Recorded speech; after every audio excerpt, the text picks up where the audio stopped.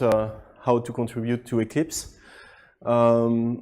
This talk, the goal of this talk is to give you information on how you can start your contribution to Eclipse as even as a developer, or even if you are not a developer, how you can contribute with other tooling. I will also give you more information about your setup of your Eclipse, and namely what you should install if you want to contribute to bugs. Of course, if you want to contribute with simple bugs, opening bugs, it will be easier for you. You don't have to install specific tooling. But for fixing bugs, you have to set up some things in Eclipse. So I try to give you the more information I can about it. At the end of this talk, I will also explain a recipe document which contains the typical use case you can find if you are fixing bugs. And the live bug fixing, I remove this issue, but if we have time, we can speak about it. But I will show you only slides only screenshots about it. So my name is Olivier Prouvost. I created the OP Coach company a few years ago to focus only on Eclipse technologies, and I provide consulting and training on different Eclipse technologies. So the scope of my activities are located in France and also in Europe, and sometimes further in other countries. I'm also a committer on E4 tools and platform UI. E4 tools are the tooling around the Eclipse 4, the Eclipse 4 tooling to help people to create new Eclipse 4 plugins. And the platform UI is a runtime that runs the new Eclipse 4 runtime. So first of all, to contribute, everybody can contribute to Eclipse. It's not you don't need necessarily to have a skill about development or to be an advanced developer. You can contribute every day. And to contribute, you need to open an account on eclipse.org. It's just an account like any other website. And if you have an account, you will be able to open bugs and to contribute to bugs. Usually I say to my customer, you should open an account just to follow a specific bug that could concern your development. Often of course there are a lot of bugs to fix, or it can be enhancements, but sometimes that can be tricky bugs, and it can be interesting for you to follow the bugs. Just open the bug, and if you are logged on the bugs here, if you validate the page, you will be automatically added to the copy list of the bugs, and you will be notified of each modification on the bug. Of course, you can also contribute with forums. You can go on this webpage, eclipse.org forum, where you have a lot of forums about the different projects. And there are also mailing lists, so you can contribute to mailing lists by asking questions or by contributing to the forum. You can maybe provide some use cases or some additional information for bugs. And there is also another way to contribute, but without doing nothing actually. Just have to connect the automatic reporter. The reporter is a tooling in Eclipse that can be set to send automatically to the Eclipse website problems that occurs in Eclipse. For instance, if there is a null pointer exception, or if something is going wrong in Eclipse. There is also a specific preference page that you can open, and you can fix some information. And it's possible to contribute and to have class messages that are anonymized. So if you have package names or some classes that will be renamed, so as to hide your information. So this is also a way to contribute, because when you use Eclipse, it will collect information that can be interesting to fix other bugs, and that can help the community to fix some easy bugs sometimes. For instance, a null pointer exception is not very difficult to fix. So that can be a good way to contribute. So that was for people who are not developer, or for people that has no time to be involved in the development. But if you have a development skill, that can be very interesting for you to start contribution, even if you are not a committer. Being a committer is, I would say, the final step when you have contributed some bug fixes. After some bugs, you will be proposed as a committer, so as to be able to accept the different fixes. And if you want to fix something, I will show you the tooling after for that. I would say, of course, you must have a development skill, but you must also be sure to have the Git skill, because everything is managed on Git, using Git and Gerrit. So I will show you some slides about it. But it will be, I think it's a prerequisite that is very important to understand Git. When you commit something. I cannot remove it. Okay. And what will be the benefits? Of course, there will be benefits for the community, but there are also benefits just for you. Today, in software development, being involved in some open source community is something that is visible for your resume and for your skill, and that can be very interesting for you if you can say, when you are, for instance, if you are looking for a new job, to say, I contributed on these bugs. Even if you didn't provide fixes and code, you can say, I'm involved in a community. That can be something positive for your resume.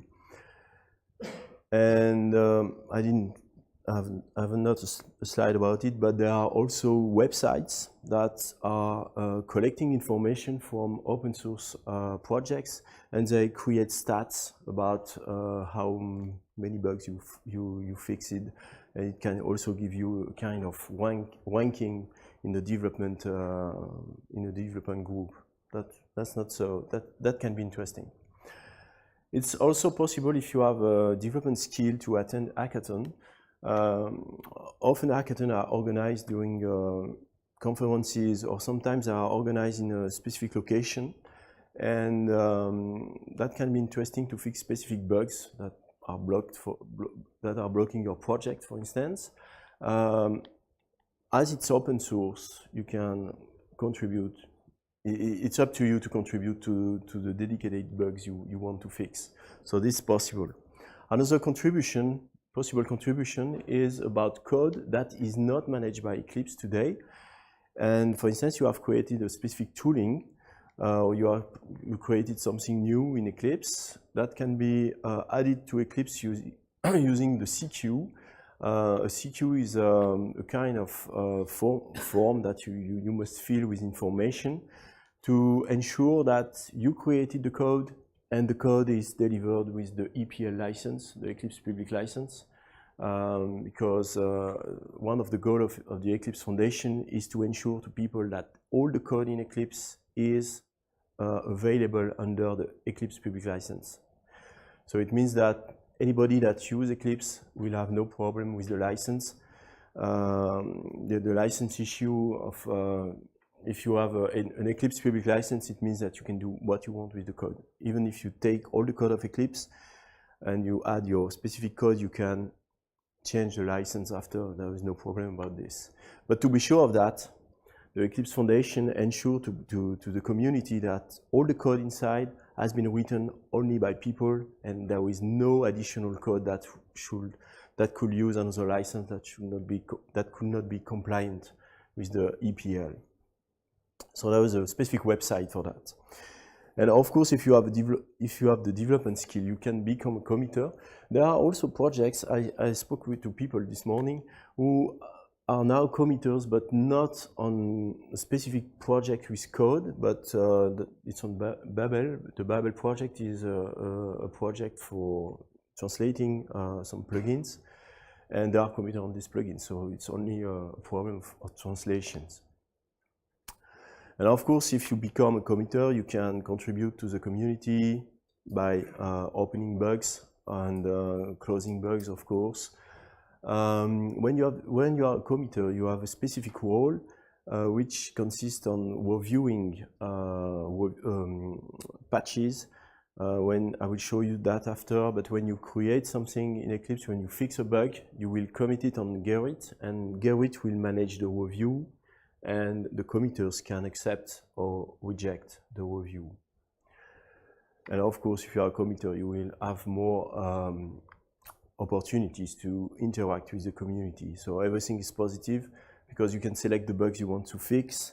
You can add specific maybe tooling inside Eclipse or propose some new stuff inside, and that will enhance your skill. And you will see also that the development process in Eclipse is really, really interesting. It could be applied in a lot of companies.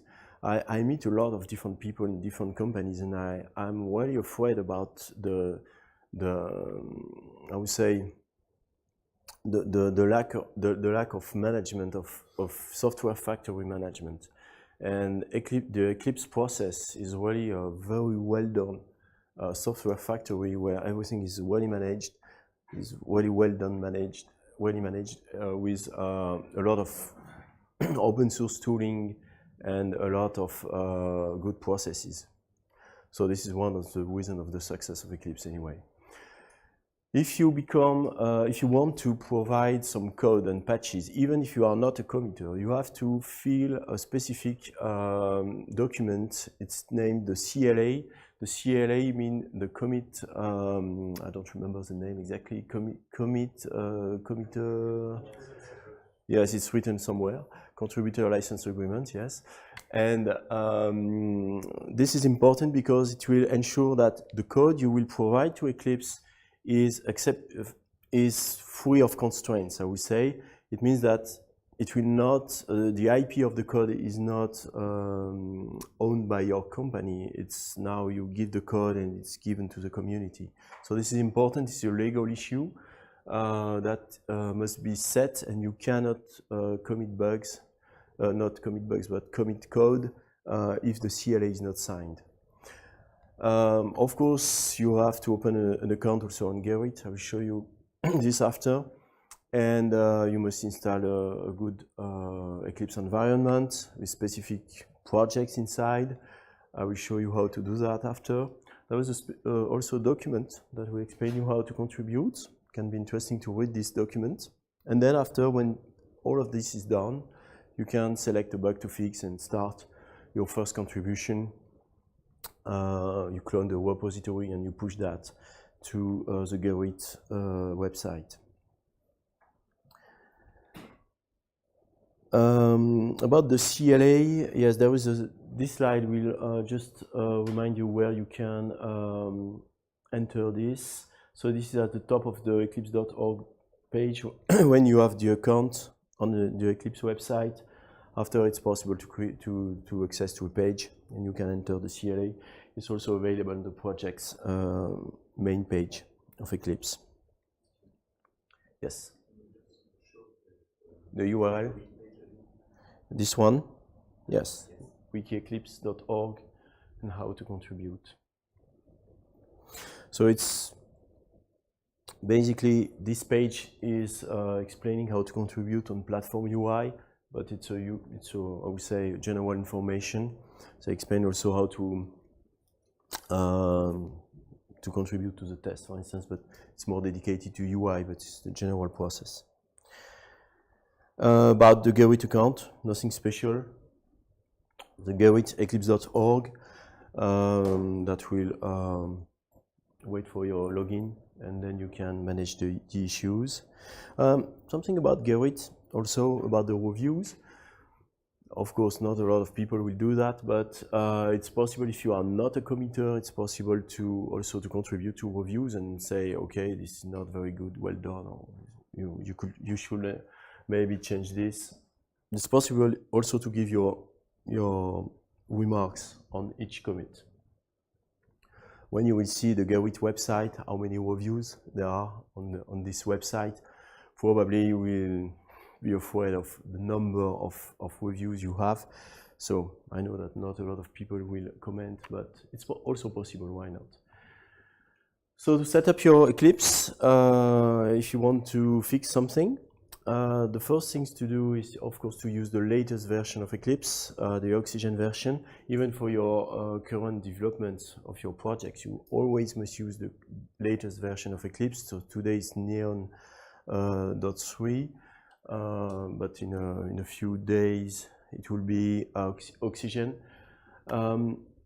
Nice to have here is also to have a Git command in your shell, because you will not be able to manage everything with eGit. eGit is the UI in Eclipse to manage Git. Sometimes it can be interesting to launch some commands in a shell.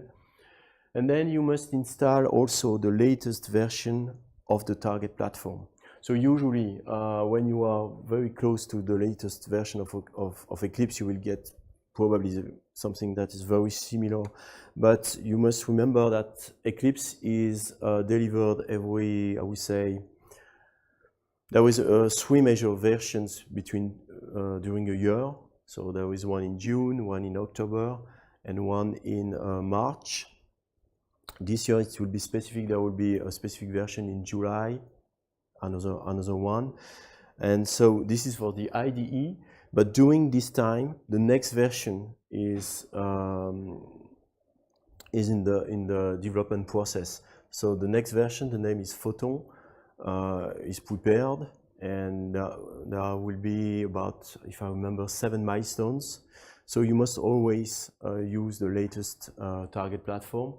And for this, you must go on this web page, on the downloadeclipse.org release, downloads, excuse me, and then you must select the instance of the latest version. It will avoid you to have problems, and you set it as a target platform, and you can also set it as an API baseline. So this is this web page where you have the latest version, but if you go down in this page, you will see the nightly builds, and it's better to use this. Of course, you must install also in your Eclipse, Eclipse development IDE, the additional tooling you need, for instance, the CDT or the, I don't know, Xtext if you are contributing on Xtext. Then the next step is to clone the repository. And because all the code of Eclipse is managed on the Git Eclipse.org website, so all the projects are here, even the very old projects that are maybe not famous, but all the projects are on this website. And Git is just a repository of code, and Gerrit is something that will manage reviews. So this is, with Git, you can change the push URL of your code, of your commit, and it's easier to clone a repository from the Gerrit website, because the URL for pushing your code will be set automatically. So that it's also possible to change that manually after, but if you can clone from the Gerrit project, the Gerrit website, it will be better. So how can you find a project?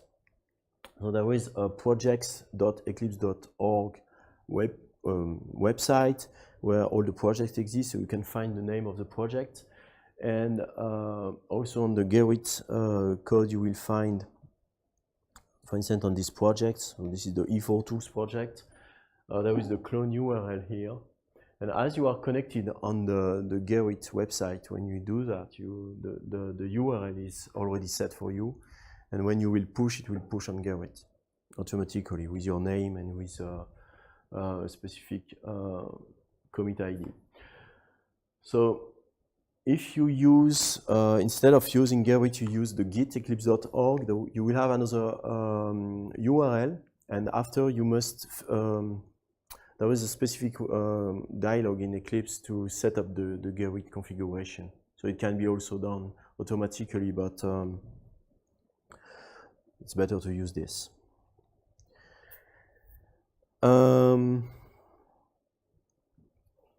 Yes, and then so this is the steps for I would say for beginners with Git. You have to add the local repository. After the clone, you can add the local repository and import the project into Workspace. Just a remark about the organization of, I would say, basically all the projects in Eclipse are now managed like this.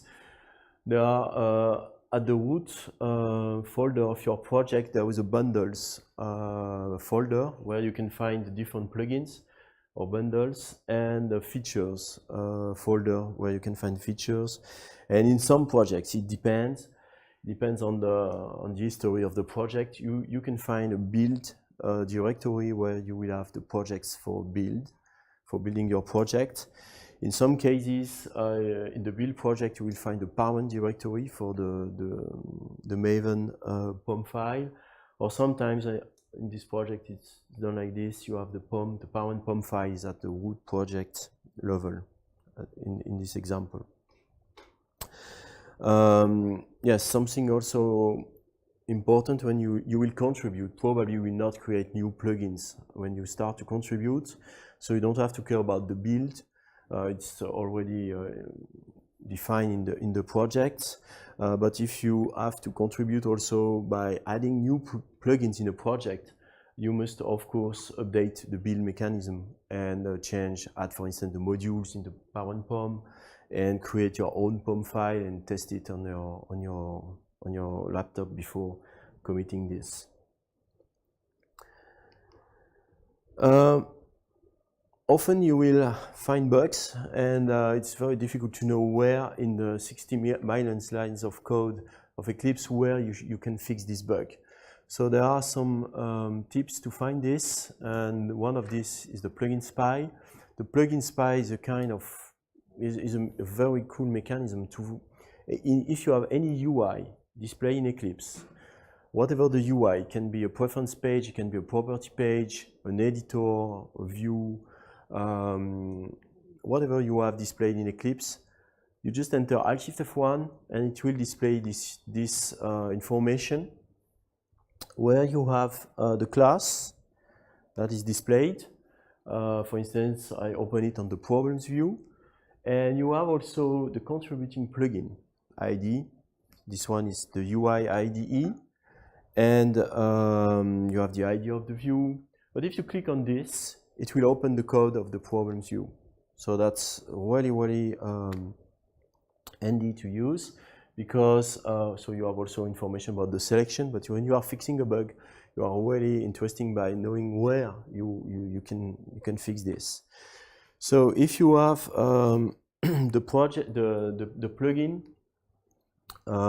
so sometimes the link with the project is not very clear, but usually if you are, for instance, fixing a bug on the Git dialog, there is a problem on the Git dialog and you want to change something, you will see that it will be on org Eclipse UI, no, org Eclipse probably egit UI, and then you can find the project on Gerrit and you can clone it and start to fix your bug. So this is a good entry point. Another entry point that can be used is the model spy. The model spy will display the model of your application. So from the version from 2012, so from Juno, the Eclipse runtime is managed by your EMF model. So what you see on your application is the rendering of a model, of an internal model. So it can also be interesting to open the model spy. So by default, you don't have it in your Eclipse. You must install using the marketplace. You search for E4 spies, and you will install the spies, and you will get this shortcut to display the model spy. That's a good way to find something also, because you will see the structure of your UI and it can help you to understand what's happening, and you will see the name of some classes inside. So there is also stack trace, and on bugs here you can find maybe additional information about a bug, because they already describe it and say where is it. So when you update the code, so you clone the project, you change something in the code. Of course, you must test it. So by launching another Eclipse application, because to test and to launch an Eclipse plugin, you must launch an Eclipse instance. So you have got your IDE, you launch another Eclipse, you test if everything is okay.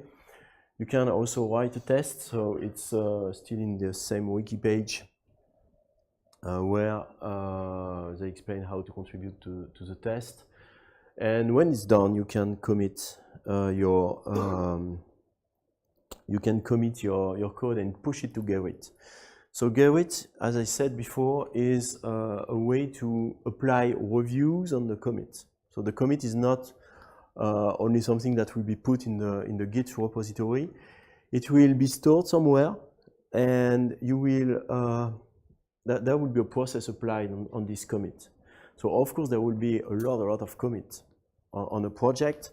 So with Git it's easy to manage branches. So you will see that if you use Gerrit, a local branch will be created for your commit. And I will explain after, it's possible to also fetch a specific patch of someone and test it without any problem, because Git will manage this. And the review, the process of the review consists in giving a note to the commit. So of course if it's -2, it's not very good. You'll probably have to rewrite everything.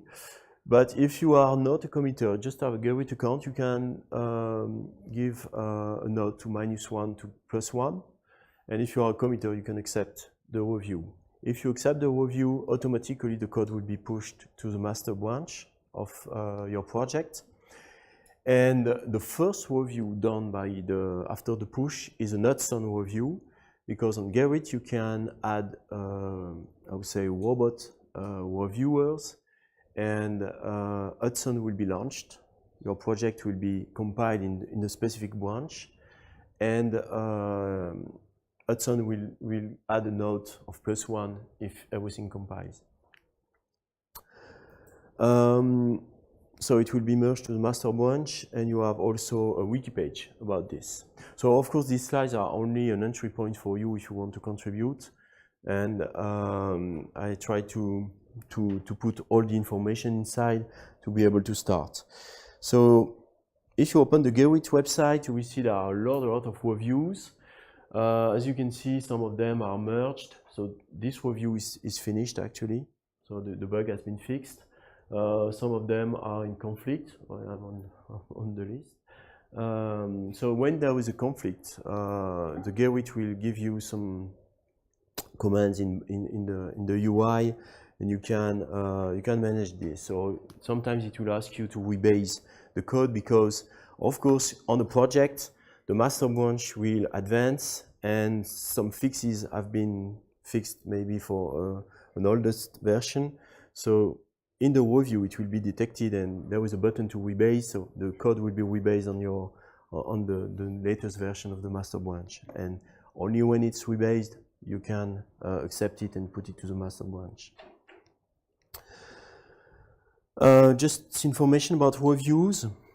So this mechanism and this process should be also applied in your company projects, because this is very cool.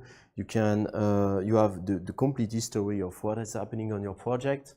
So this is the, I would say, the detailed page of a review. You can see that there are patch numbers here, because when you commit something, there is a commit ID, and if the patch is not accepted, you can push it again with the same commit ID. It will create automatically a patch here. So you have the list of patches here. It will relaunch the Hudson process, and then you can start again to fix the review. You can see the fixed changes. You can see how many lines have changed. You can see who has changed the bug, and this one it has been verified, and yes, it has been accepted by Patrick and verified by Patrick, for instance, in this one. And then it's put in the master branch. Something very interesting is when it's more for committer, I would say, but if a committer has to review a bug, we have to fetch the bug, to fetch the commit from the Gerrit website. And for that, there is a command in Eclipse where you can do a fetch from Gerrit. And you can enter the number of the row view here. This is the ID of the row view. You enter this, you enter control space, and you have all the patches provided by Gerrit. So you can download it. It will be cloned in a specific local branch, and then you can test and check if everything is okay. And of course, if you don't agree with the code, you can change the code and you can commit it again by amending the commit. In Git, you can amend the commit with the same ID, and in this case, it will create the next patch for the review. So this is very, very well managed, and if there would not be this system in Eclipse, it would be very difficult to contribute. So how was it before? Actually, in the Bugs ER, it was possible to provide patches on CVS because it was managed by CVS. And personally, I didn't use that. I was not a committer at this during this period, but I think it should be very complicated to use that. So with this, you have all the history. Everything is managed automatically with websites, and if you become a new committer, you can access to all the reviews. That's very, very cool. Just to finish, there is also some links, and one of these is the recipe document. So I cannot explain in 35 minutes all the use cases because there are a lot of different use cases. But in this document, we try to explain the main use cases you can have when you commit. So of course, maybe the first time you will find this a little tricky to manage, but with this document, it can help you to understand this. There is also a very good article written by Alain Bernard, is not in this room, is attending the conference. It's written in French, so that's interesting. It has been a compilation of different presentations we have done about how to contribute to Eclipse. So that can be also a good start for French guys to read this document. And of course, the platform UI, how to contribute. So that's it for today. So it's time to have 3 minutes for questions. I don't know if you have any question. Yes?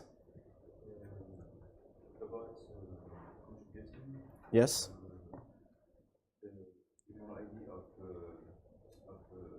doing the CQ and signing CLA. Yes. And so on. Is it true only for Eclipse IDE development or also for surrounding developments? Also for? Also surrounding developments. For example, I think that generally, which is not Eclipse plugin, but something around Eclipse. If it's hosted by Eclipse, you must follow this process. Okay, so if you have a CQ, usually your CQ, it will be the mirror of your code on GitHub. For instance, I provided 3 or 4 years ago, I provided a new spy for Eclipse 4. I started it on GitHub, and when it was done, I created a CQ. So I zipped the GitHub website. I put the CQ. I created the CQ, and it has been analyzed, and then it has been included in Eclipse. So if until your project is not hosted by Eclipse, you can do the process you want outside of Eclipse on GitHub or on Bitbucket or wherever you want. And then when the CQ is accepted, you must follow this process. It's necessary. Other questions? So it's time for the break. So thank you. Don't forget to evaluate the session on the website. It's important to enhance the presentation. Of course, if you have any question, I am during the presentation, the conference. I have also a booth near where you have some food and drinks. So you can see my booth, OP Coach name. And thank you for attending this talk.